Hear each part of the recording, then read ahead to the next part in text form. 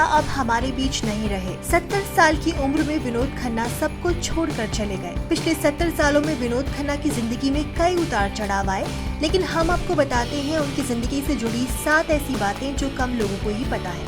Fact number 1, Vinod Khanna को भले ही आप हीरो के तौर पर जानते हो, लेकिन उनकी एंट्री एक विलन के तौर पर हुई थी। सुनील दत्त ने अपने भाई को हीरो बनाने के लिए 1968 में फिल्म बनाई मन का मीत। इसमें विनोद खन्ना विलन थे।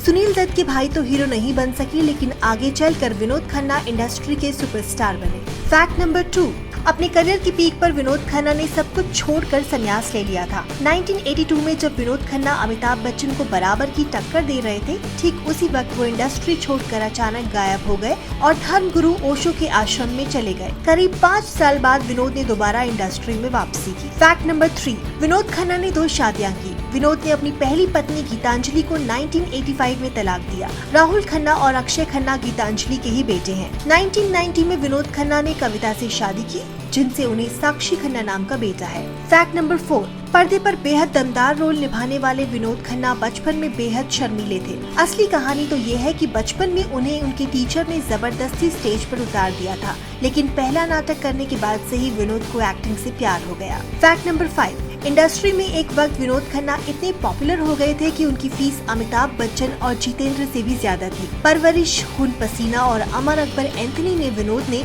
अमिताभ बच्चन के मुकाबले ज्यादा फीस ली थी, लेकिन करियर के इसी स्टेज पर विनोद खन्ना ने फिल्मों से ब्रेक ले लिया। फैक्ट नंबर 6, विनोद खन्ना का जन्म पाकिस्तान के पेशावर में हुआ था। उनके पिता का टेक्सटाइल, डाई और केमिकल का बिजनेस था। फैक्ट नंबर 7, विनोद खन्ना इकलौते ऐसे एक्टर रहे जो हीरो होने के बावजूद कभी सोलो फिल्म की जिद नहीं करते थे। विनोद ने कभी भी अपने को एक्टर्स को लेकर इनसिक्योरिटी नहीं दिखाई। 70 साल की उम्र में इस महान एक्टर को कैंसर ने हमसे छीन लिया। हमारी तरफ से विनोद खन्ना को श्रद्धांजलि।